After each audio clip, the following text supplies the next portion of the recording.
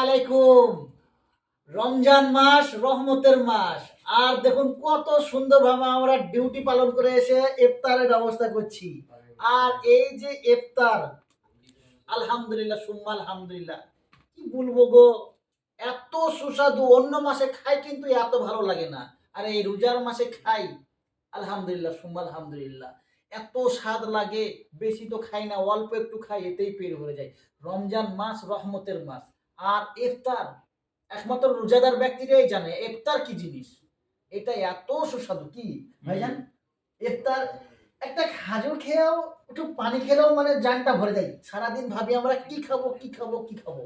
আর এই সন্ধ্যাবেলাতে যখনই মুয়াজ্জিন আল্লাহু আকবার আল্লাহু আকবার যখনই স্টার্ট করে, তখনই একটা খেজুর খেয়ে আমরা একটু পানি খাই, জানটা ঠান্ডা হয়ে যায়। সারা দিনের কষ্ট, ক্লান্তি, পিপাসা সব দূর হয়ে যায়, তাই না? তো সবাই ভালো থাকবেন, সুস্থ থাকবেন, আর সবাই সুন্দরভাবে রোজা করবেন। আর আমাদের আজকে চতুর্থ দিন, আজকে আমাদের চতুর্থ দিনের ইফতারের ব্যবস্থা করছি আমরা। আজকে আলহামদুলিল্লাহ দেখতে দেখতে 4টে দিন কেটে গেল, দেখতে দেখতে 4টে দিন কেটে গেল।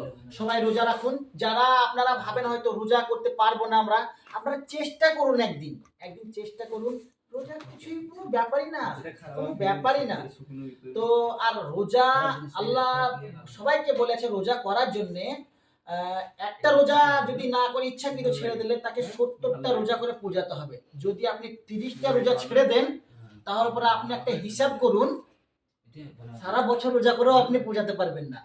তো আমার বার্তা দেওয়ার এইটুকুই, আপনারা রোজা রাখুন, সুস্থ থাকেন, ভালো থাকেন। আর রোজার মাস মানে বরকতের মাস, দোয়ার মাস, নেকির মাস। যে যেমন পাচ্ছে সে তেমন নেকি কামাচ্ছে, আপনারাও কামাতে থাকুন। এই পর্যন্তই শেষ। আসসালামু আলাইকুম।